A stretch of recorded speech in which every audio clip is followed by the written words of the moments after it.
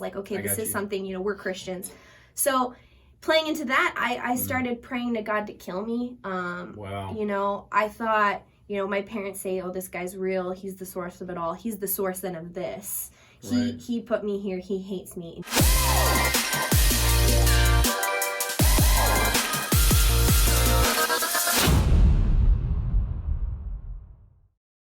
What is up, guys? Welcome to the Real Talk Phoenix podcast. My name is Alex, and I got John with me today.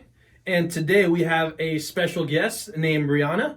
Yeah. Hey, you guys. What is up? Alex, do you know this person? Do you happen to I know her. About this strange person that's on a our little podcast bit. She's amazing, beautiful woman who I consider myself dating, and she's my girlfriend. So you consider yourself dating? Just kidding. Okay. We're both How together. How does Breanna feel that? Does she know that you consider yourself? I haven't considered. No kidding. Dang. No, we've been together for 8 months, almost 9. That's awesome. Yes. Yep. That's pretty cool. Accidentally matching today as well. Accidentally matching, yes. It's not planned.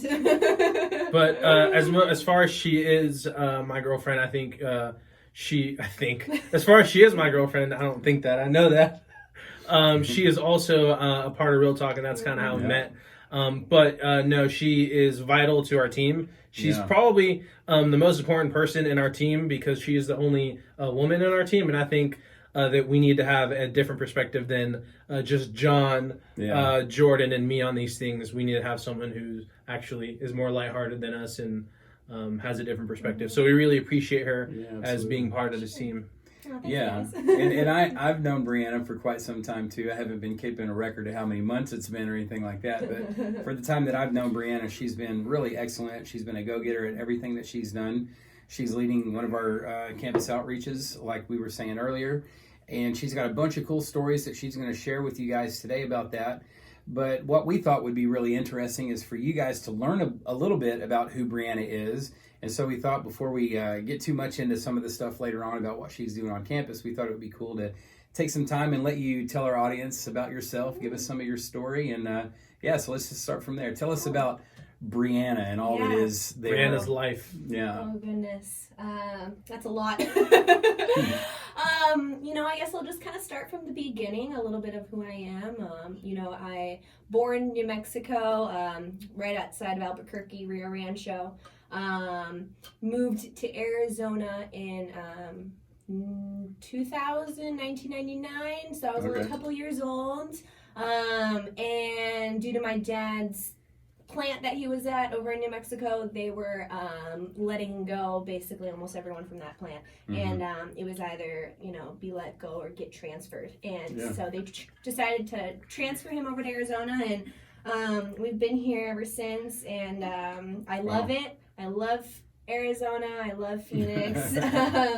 Even the heat, don't love it, but I do, like it here. You're in the better state now. That's all that matters. Yeah, exactly. I will say that I'm glad I'm not in New Mexico.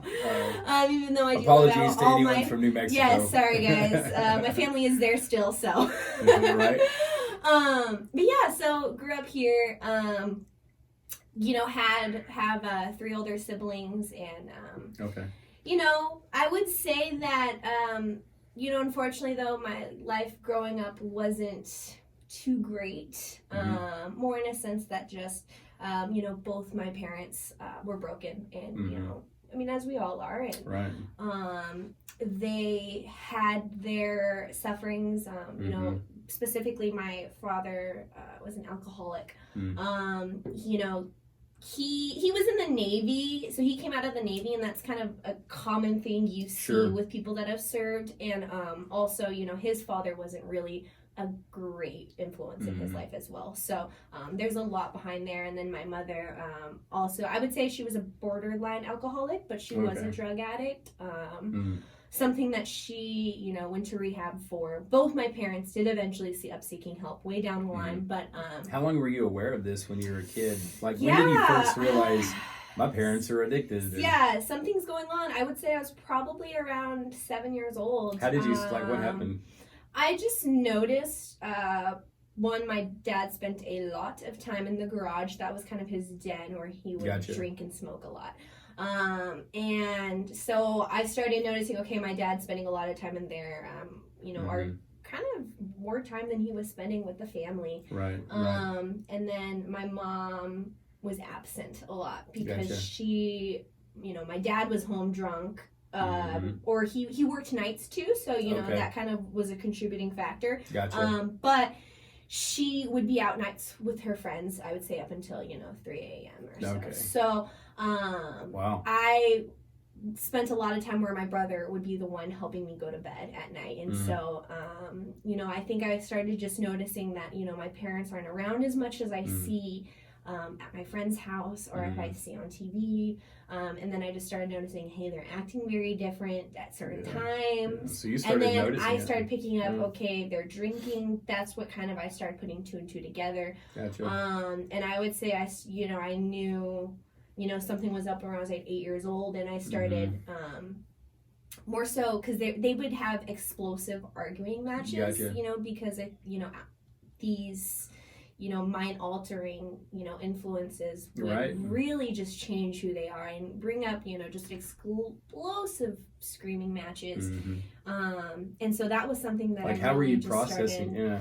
I hearing all that as a kid. was not processing it. I can tell you now, looking back, I know I was not really processing it in a healthy way. I would close myself in my room.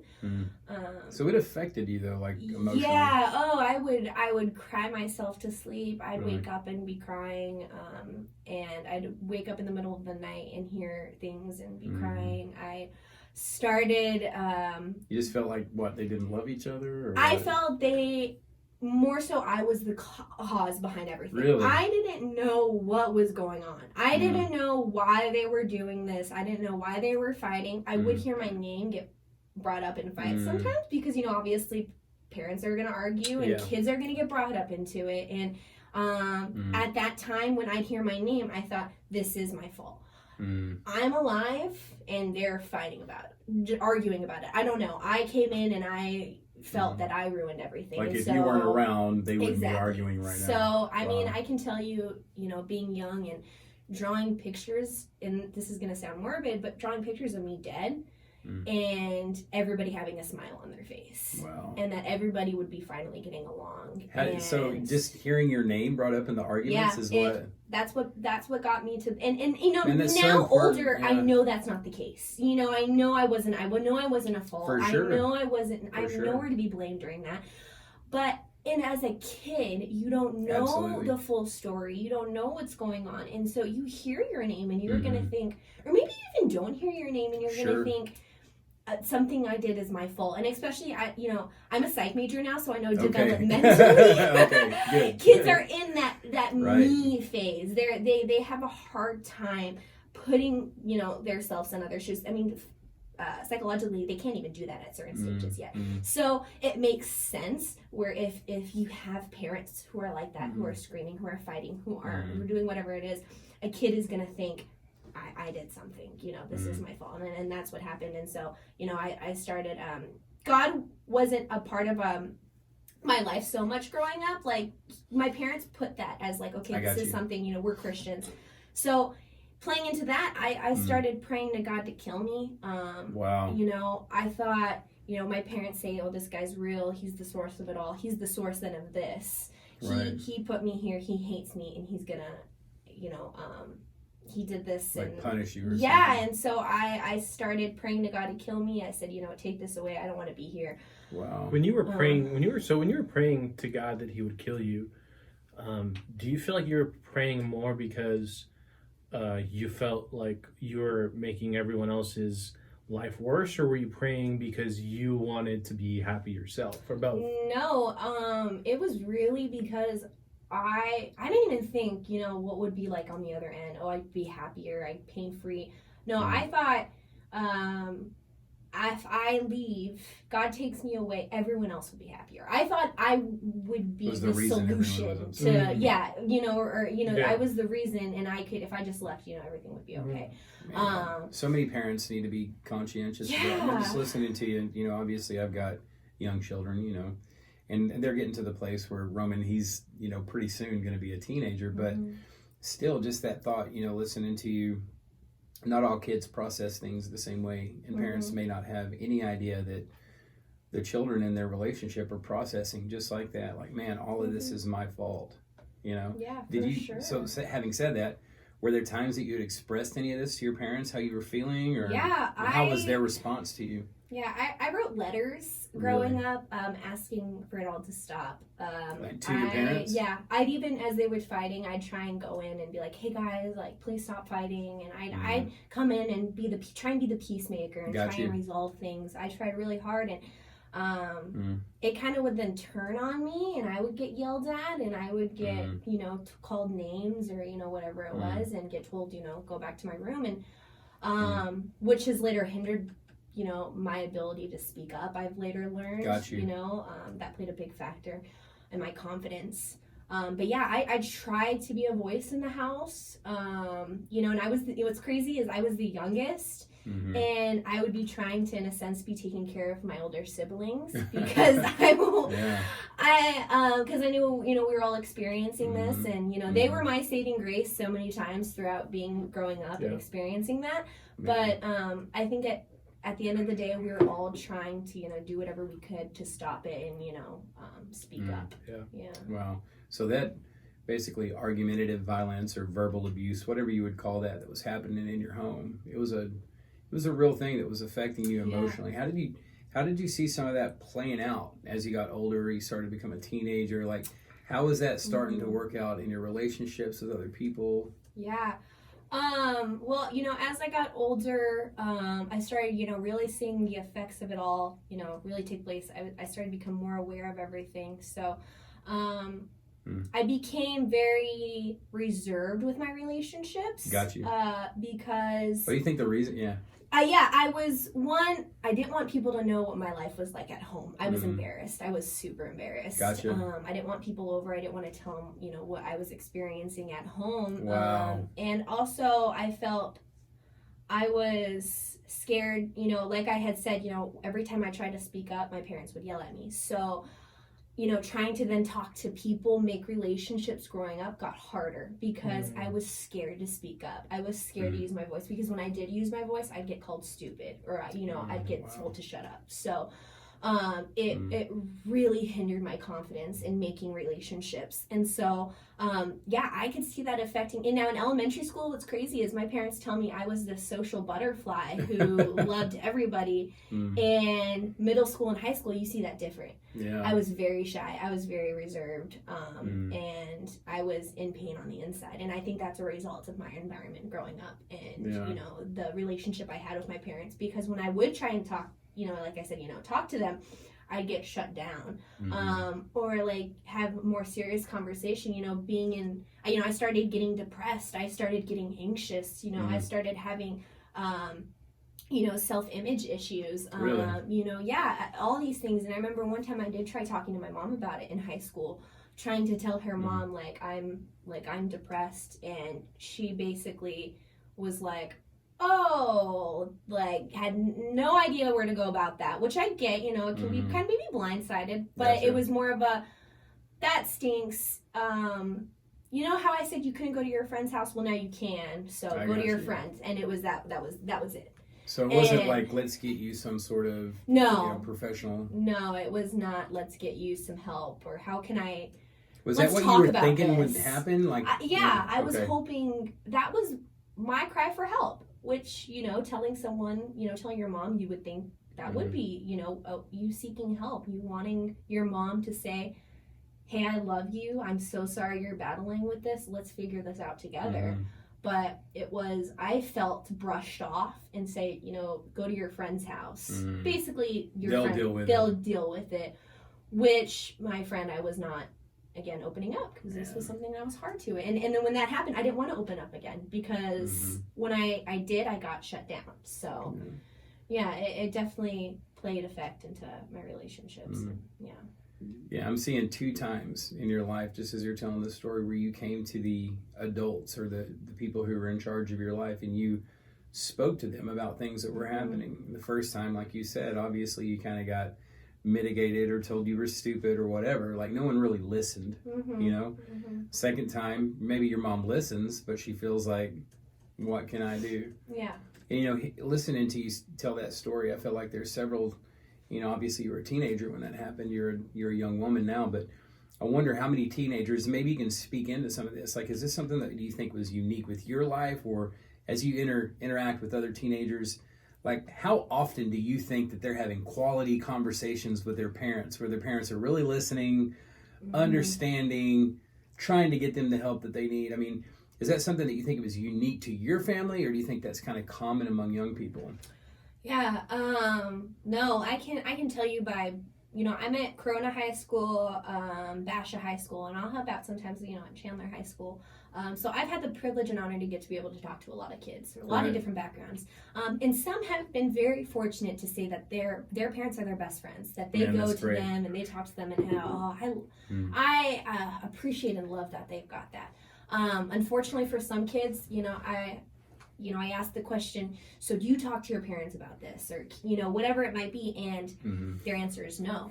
And it's because they don't see their parents enough because they're working all the time.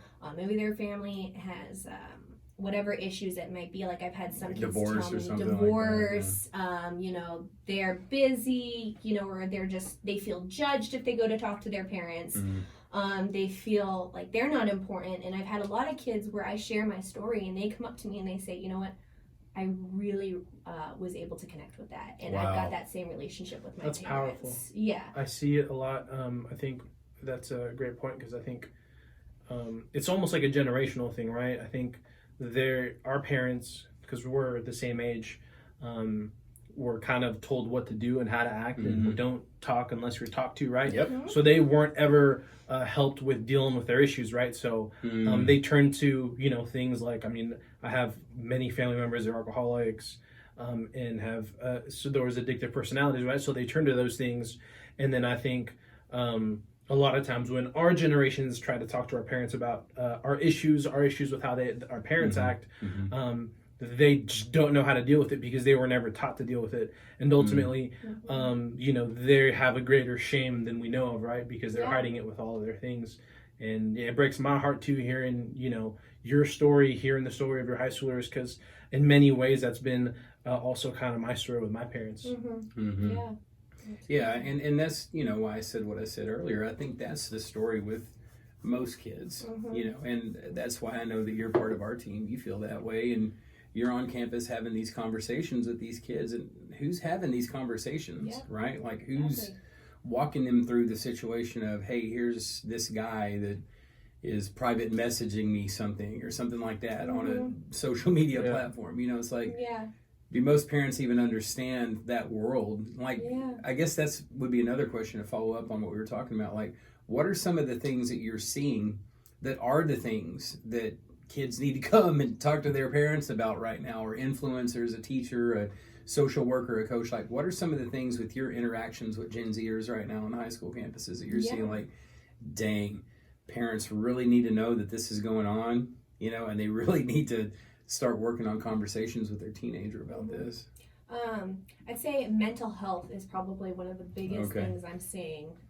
Like, in what way? Is it just like emotional distress and anxiety, or what are some of the things you're really seeing common? Like, I'm seeing a lot of these kids being burnt out from school, from some of them have jobs, some of them are in sports and clubs. They've got everything that they're trying to balance, and they are getting very burnt out and very tired. And I mean, do you think that that's something that all teenagers have kind of dealt with, or do you think that's peculiar to this generation? I think now we're seeing the amount of workload that is getting put on these kids and the expectations that they're receiving. Yes, I think there's been a constant set of expectations that have been set into place, but I think right now these expectations are becoming more like, you need to be all around perfect, and not only that, you need to be academically, per academic and academic sports clubs. You need to also be volunteering constantly. You need to be like, and then by the time you graduate high school, you need to have your game plan. You need, what's they driving feel this? all that, and it's their parents, it's the school system.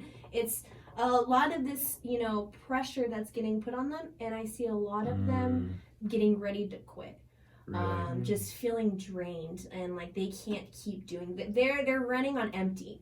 And they need people who are willing to feed into them and walk with them. And I think a lot of them aren't getting that. Yeah, go ahead. That's a great point that Breanna brought up. I think with students, it's the social pressures, right? Because you have social media, so everyone's posting like, like I had a coworker who I went to, she's a senior this year. She posted on Facebook, or Instagram. High schoolers don't use Facebook anymore. She got accepted into USC, right? So everyone's getting to post their accomplishments, right? And no one posts their failures. And then on top of that, right, you have the pressure of the parents, right? Parents putting their identity into these students of like, my kids, in honors. You see it all the time driving around. Proud parent of an honor student, right? The bumper sticker. Or the sports, man. The sports world is cruel to some of these kids because some of these kids, once they graduate high school, by the time that they're in high school, they already hate the sport because of all the pressure they have by their parents. Goodness. That when they're playing rec sports, their parents are coaching them like they're going to be the next professional, really 5-star Hall of Famer player. What do you guys think's driving this? Like, that's the thing for me. Like, I played sports when I was a kid, and I didn't have the greatest family background, but my parents came to some of my sports games. And there was never this, like, you need to perform so well so that you can get a scholarship. I feel like that's kind of what's driving some of this, and I don't know if that's just my personal view on it, but is that what you guys think is happening? Like, is it perform so that I can get some sort of, like, monetary benefit out of it later on down the road, or is it like just the love of the sport and parents are crazy about? It could be that. It could be this parent played the sport and they want, their child to go above and beyond that sport. I think a lot of it too could be is that they want the best for their child. Gotcha. And I think they think, I'm gonna put all the money, all this effort, all this time for my kid to be great at this sport, so they're great at it, and that they can excel in it, and they can do, go out and make a fortune, and have a career, be successful, whatever it is. I got you. And I think that even if it's not a sport, if it's education, it's still this idea that you want your child, I think, to be successful, which. Okay, cool. That's great. Motivate your child, lead them on, but in a healthy way. Right. And I used to coach rec swim, and that was one thing I know you were talking about. Especially with the parents, and even in rec, you're seeing that they're yelling at their kids. Yeah. And I coached like 8-10-year-old rec league. Like these are young kids, and you have parents yelling at them because they're not trying their hardest. Yeah. Right. And I want to say it's because they want them to do best in life. Sure. But if you really want your kid to do best in life, yelling at them, right?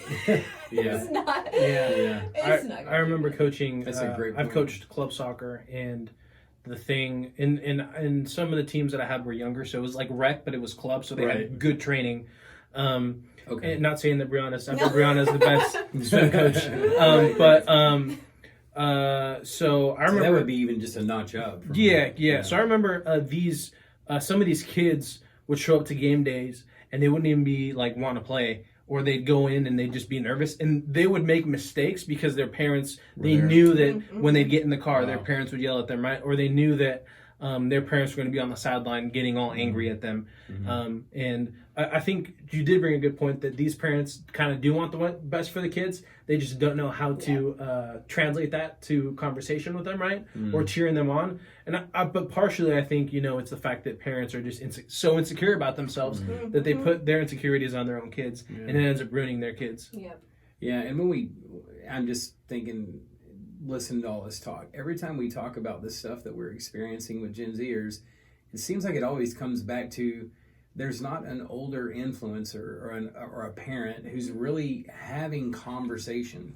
And if I'm watching this podcast and I'm thinking, okay, well, you guys are experts. You're on high school campuses every week talking to kids. Like, how can you expect me to have the same kind of relationship? I have one kid, that I have to deal with, or a handful of kids. What are some things that you would say specifically to people who are influencers, who are listening to you and they're saying, okay, I see what you're saying.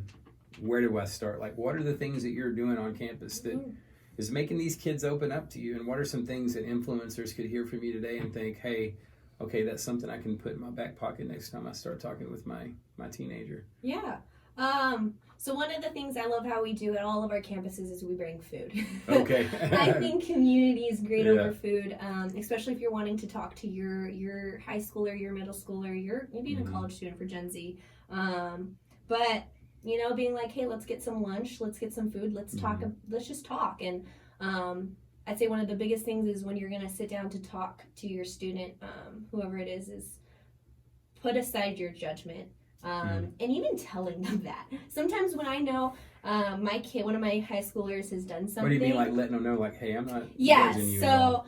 So for example, I know one of my high schoolers, she had smoked, and that was something that I was shocked to hear, because she's always been a great, one of my, you know, great open kids. And, you know, so when she told me that, I knew she was holding back to tell me because she was worried of what I'd, you know, kind of say. Right. And so, but I'd heard from one of my other high schoolers, and so I went up to her, and I was driving her home, and I said, hey, I was like, I just want you to know, like, I love you, and I just want you to know I will never judge you for anything you tell me, because I have no room to judge, because I've been faulty and I'm still broken, and you know, I'm a human who makes mistakes daily.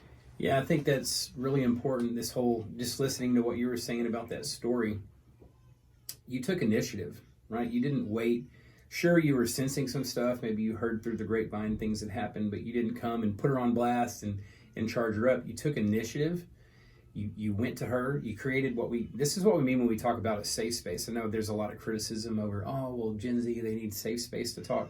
What we mean by safe space is if you know something's going on, you need to confront it, you need to get out in front of it, you take the initiative, and you're careful not to make that thing a supercharged environment. Like you said, you were like, hey, I'm not here to judge you, I'm just here to have a real conversation. And you didn't have this like premeditated way that was supposed to turn out. I think that's what a lot of parents do, a lot of influencers, coaches, teachers, whatever. It's like, they want this finality after a conversation had. Okay, you did this right, you realize it's wrong, you're never going to do it again, right? You agree, you promise? Okay, cool. And that's how they measure whether a conversation was quality or not, right? And what we're really talking about is whether they walked away from that thing feeling like, man, this person's there for me, come hell or high water, right? And so I think that's pretty cool. Yeah, influencers need to be really aware of that stuff. Yeah, because a kid's not going to want to talk to you if they feel you're trying to dig for information, or you're going to be judging them as they're talking. They're not going to then want to open up, or especially like you said, if they're just going to be, hey, so you're not going to do that again? Okay, cool, and then move on, you know? Yeah. Because kids are going to make mistakes, and a lot of it is just going to take from learning from those mistakes, and being able to support them during that, and loving them during that, and knowing that, you know, you're not going to leave them, because I think there's that fear of, you know, being abandonment or whatever. I think that's where GenZers, though, you know, are a bit different, right? They're rebellious towards that, so they will shut down, right? And they won't talk to you if they know that you're going to be that way. Right. They're just going to give you the finger. They're going to turn around, and they're going to do it anyways, right? They're not going to just sit there and take whatever you have to say, right? They're going to absolutely. They won't even talk to you about it. Yeah. Or if you say something and it's totally off base and whack, like they're going. This is the thing that I think every influencer needs to be aware of. If you're just saying some stuff because it's cliche, or that's what Grandma Billy told you when you were growing up, or whatever, right? You've just got this view of the world, and that's how you were taught, and you pass that along. Well, you got a Gen Zer in your life, you're trying to influence, you're saying some cliche stuff that's not grounded necessarily in truth. What are they going to do? They're going to pull out Google, and they're going to fact check you on the spot. And if you're saying some stuff that's stupid or just plain wrong, and you've already expressed the fact that you're so hard-headed that you're not willing to hear from this Gen Zer or anyone else, you're just going to stick to your point, you don't just lose credibility. The thing and I think we had spoken about this on a previous podcast, you will literally become a thing of derision, right? Like they will make a meme of you, and you will be all over the internet how stupid your point of view is, right? I mean, I think that's one thing that's pretty crazy, that Gen Z is like super brutal on stuff. I know that's what a lot of the data is showing me, but this goes back to the point you were making the parents of these kids are barking at them on the soccer field, being brutal to them. What's to make them think that when their children grow up and they become adults themselves, that trend isn't going to continue? You know what I mean? So I place a lot of the I don't say blame, but the responsibility for sure on the influencers of Gen Z. Like you were saying, like what kind of environment are you creating for these kids as a coach, as a teacher, as a parent, whatever, you know? And I think that that's what's so impressive about all the work that we're doing on campus, you in particular, you know, just having these conversations and bringing all this stuff out of these kids. And obviously that's what we're trying to share with our audience. So kudos. Thanks. Yeah, I've fortunately been able to connect with a lot of kids. Yeah. And like I said, I think of them as all like my own children. Like they leave at the end of the club meeting and I'm just like giving hugs and just being, you know, call me if you need anything. And kids, they respect that. And that's what they want. They want someone who's just going to love them.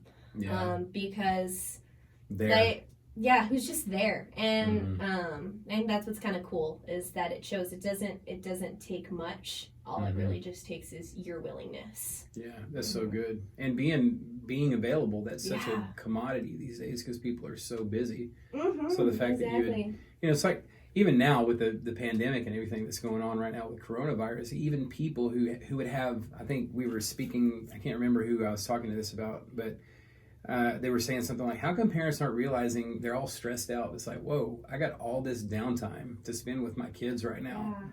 Like that's, to be honest, like people are stressed right now because they're around their kids. Yeah. They're not relieved that they got all this downtime, you know? They're like, now what do I do with my kids? Right, exactly. Yeah, seriously. Yeah. And I think that shows you how much we depend on other influencers to have access. And I know that's why we've created this platform. I know that you're using some of the conversation kits and the materials and things like that we write for RLTK PHX. It's all over our social media as well.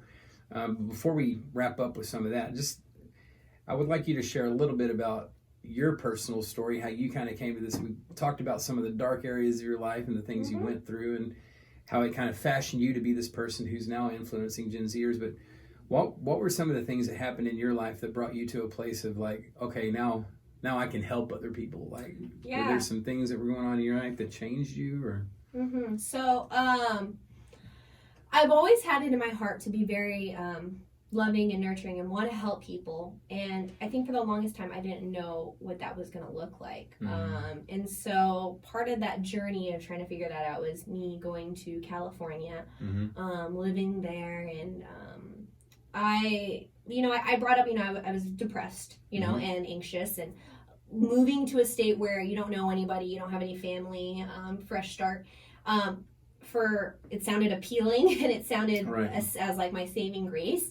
But it ended up doing a lot more harm than good. And I was in so much more pain. And one day I would say I was on my lowest of lows. I got this overwhelming feeling. And it just brought me peace and love and joy when I was like on the floor in tears.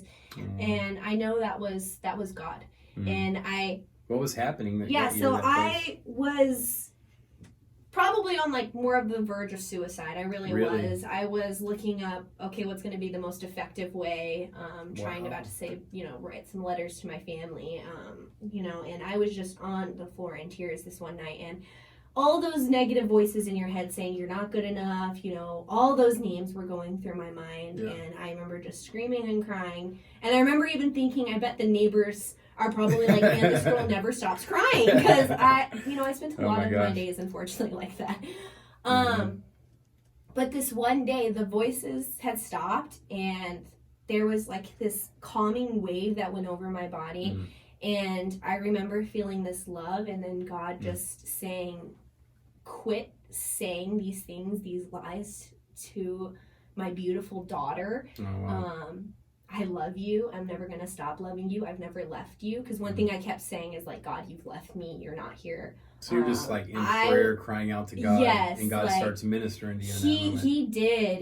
And so you're not in church or anywhere? No. And it was one of those things where I was, doubting things and all this stuff. And I felt this sense of wave and this peace and this voice saying, it's going to be okay to come find me. And I remember like my tears had stopped. Mm-hmm. And I just got up and I thought, okay, all right, God, I'm doing it. And it's one of those things you feel, when you know it, and I felt it. And that day I You say that was just a spiritual thing that happened? Oh yeah. Very, very powerful spiritual, thing for me. And I looked at my phone. I was like, I'm going to go to church this Sunday. Wow. Church popped up within a mile away, and wow. which was cool because my mom beforehand kept saying, "Hey, find a church, it'll help you." Mm-hmm. And my mom and my mom and dad eventually, they got saved. Oh, cool. That's what actually I would say, healed them during that, from being cool. addiction and all that That's stuff. awesome. And so their story is a great testimony in itself. Yeah. Wow, that's cool. So things got turned around in your family. You guys had a great relationship. Yeah, they're like my best friends now. I love my parents that's now, so which great. is crazy because growing up, I remember having like a countdown of when I could leave home, and it was like when I was never going to talk to them again, and be like, I thought they were going to be never in my life. Like I really thought that growing up, and so. To see now that they're still married and they have a great relationship now. Wow. And to also know they weathered that the storm. Yeah, and to know that I'm friends with them and love them, it's crazy and it's really cool. But anyways, that's so good. Yeah, so she kept telling me find a church, like that's what's gonna help. And I'd look and I didn't find one that I was like, I didn't really look, sure. but I'd gone on my maps and I just like, I don't like them or whatever. This church hadn't popped up at all during my, search before, and it did during that night. Wow. And so I thought that was crazy. And what was cool about it is the church was Camarillo Community Church. And the reason... Shout out. Yeah, love them. Actually, I really do. Pastor there is amazing.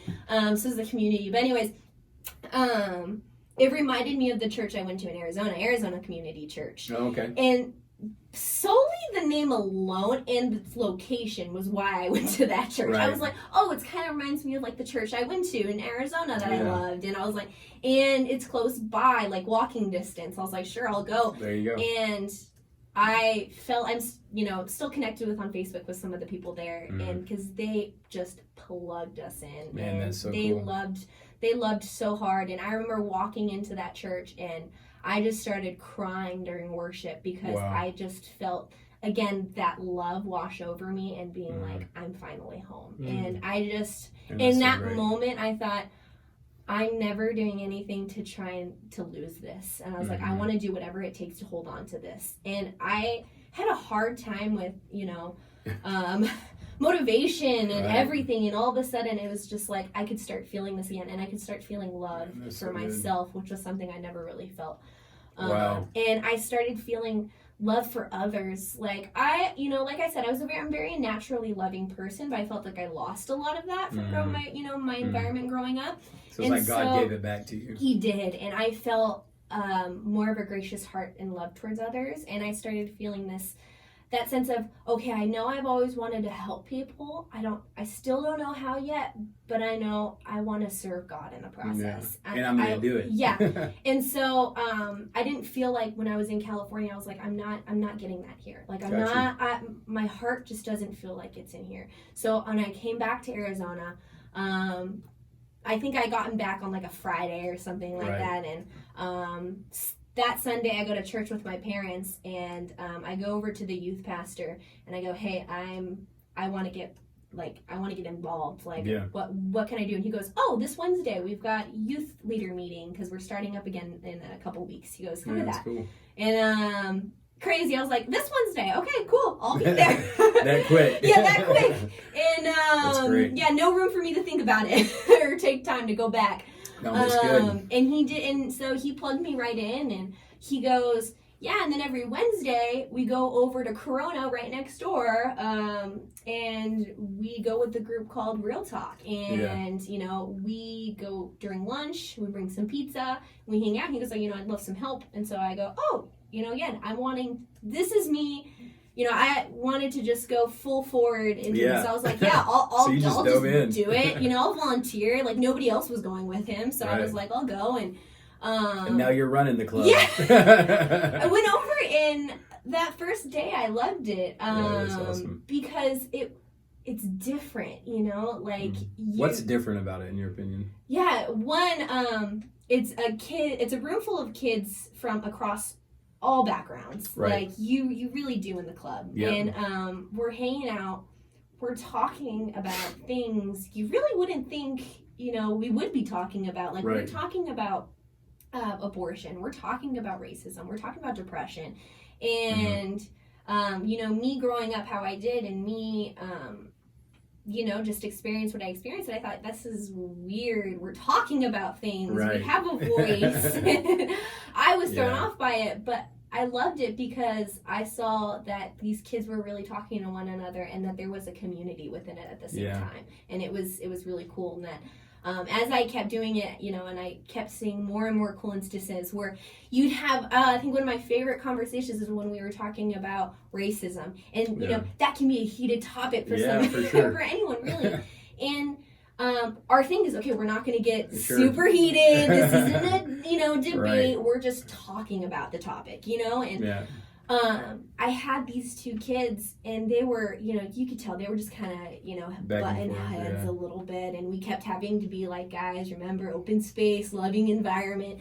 And one of them was just talking, and the other one just goes, interesting.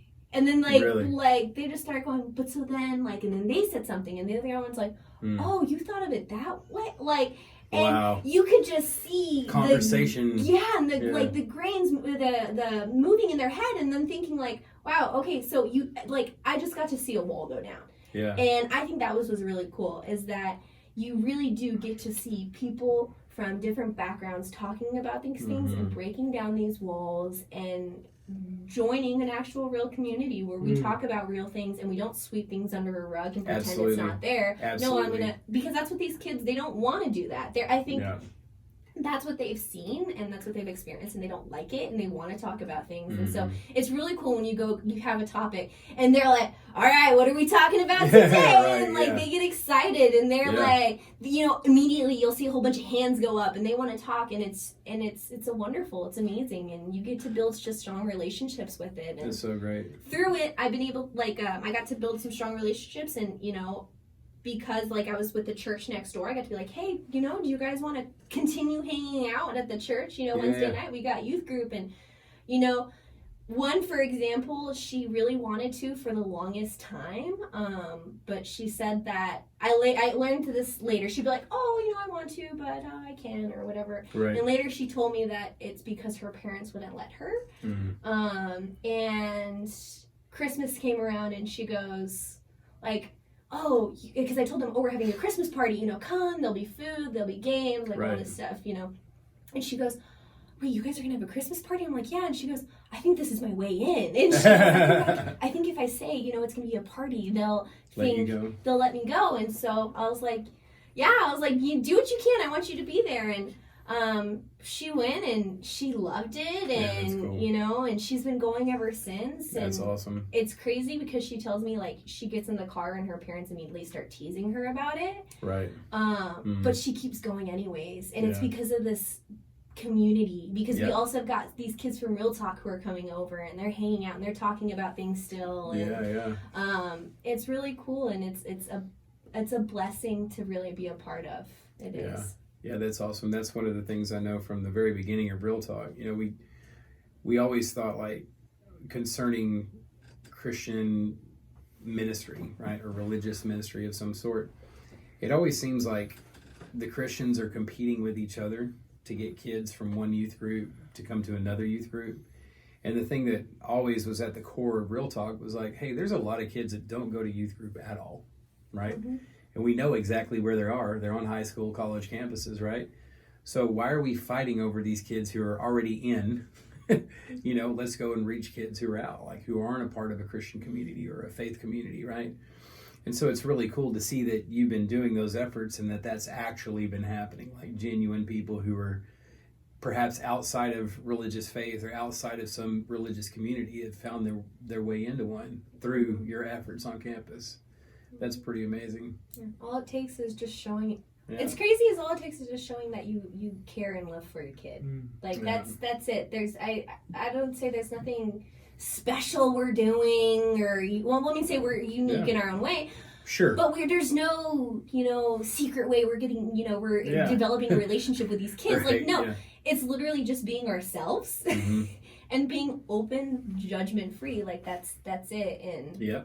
And so it's easy for parents and other influencers to do it. That's right. I think they just have to put aside their pride and their judgment and make the time. Make the time. Yeah, exactly. Yeah. So, Breanna, so you had mentioned earlier a little bit about kind of your struggles with mental health when you were younger, up until you moved to California. How would you say, and after you kind of said that you had that transformation in your life, obviously we know that life isn't just all sunshine and rainbows, and things just become perfect.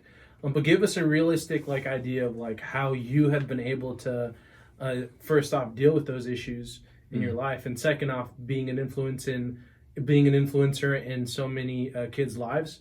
How your perspective as a woman you feel is important that people know it. Yeah, that's good. Yeah. So with my mental health now, I'm glad you brought that up, because it's not rainbows and butterflies. Right. Not everything is perfect. Nothing's perfect really, but when I got saved, when God came into my life and he pulled me out of the, from drowning in the water, as, depression gets usually brought up, is that you're drowning. When he pulled me out, I'd say that it hasn't always been clear skies.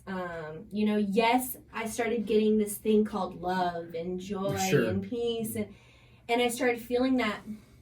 And there's days where, because as like I said, I'm a psych major, a lot of it is chemical imbalance, and we don't have that chemical balance in our brain. Right.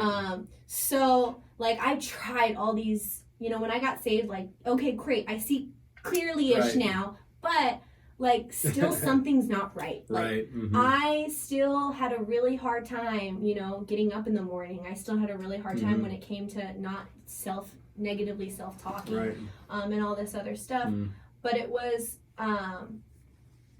becoming more clear now, okay, this is something I need to work on, and I want to actively choose to seek God for help. And part of it was me also having to come to the conclusion I need help. And I feel now that it was God speaking through people to get me to go to therapy and seek that.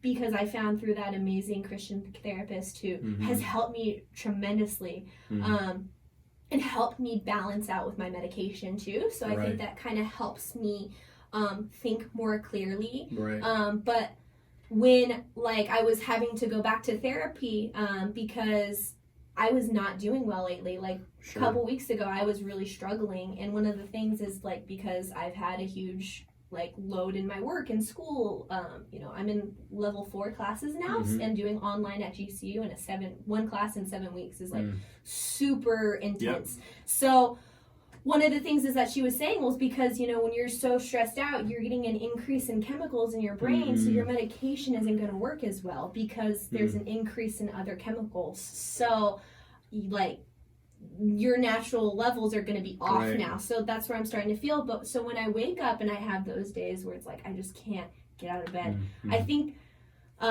those are the days I have to plug in more to God, and I've got to plug in more to my community, and I have to plug in more. Now that's not easy. It can be really hard because there's days where I do just want to lie in a ball and cry. And I do think there's a sense of okay, take a day off, take a day and stay in bed if that's what you need. That's a great point. But that's not what you need every day.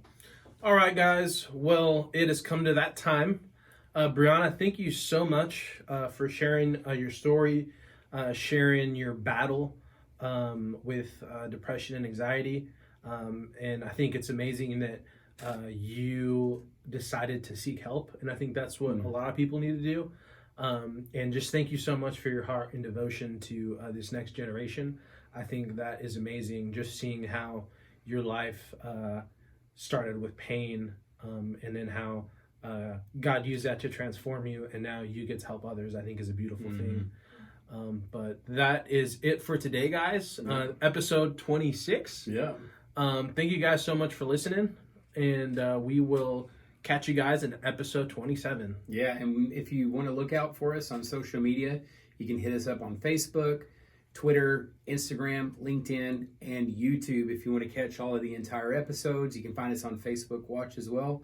Like we said, this was episode 26. We hope this brought a lot of encouragement and value to you. Talk to you guys next time. Peace. Peace out.